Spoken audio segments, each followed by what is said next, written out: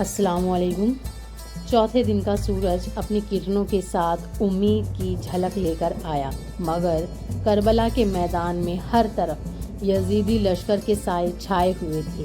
امام حسین علیہ السلام کے خیمے میں سکون اور صبر کا عالم تھا۔ وہ اپنے ساتھیوں کو تسلی دیتے اور فرماتے، ہم حق پر ہیں اور حق ہمیشہ زندہ رہے گا۔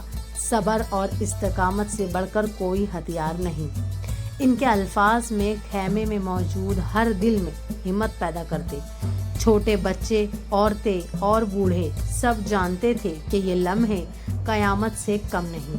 پانی کی قلت اور کھانے کی کمی نے جسمانی کمزوری پیدا کر دی تھی، لیکن امام حسین علیہ السلام کے ماننے والوں کی روح مضبوط تھی۔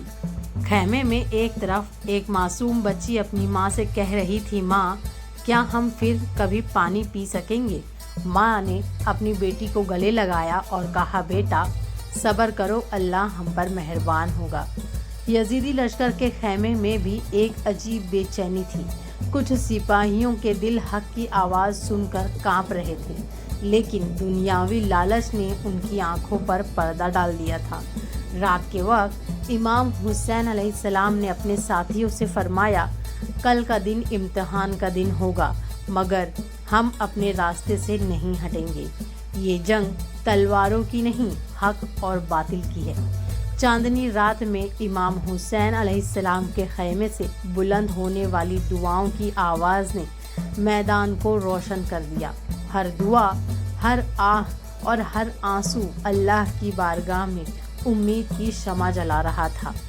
چوتھے دن نے امام حسین علیہ السلام اور ان کے ساتھیوں کی ہمت اور حوصلے کو ثابت کیا۔ ان کے صبر اور استقامت کی کہانی ہمیشہ کے لیے تاریخ کے صفحات پر نقش ہو گئی۔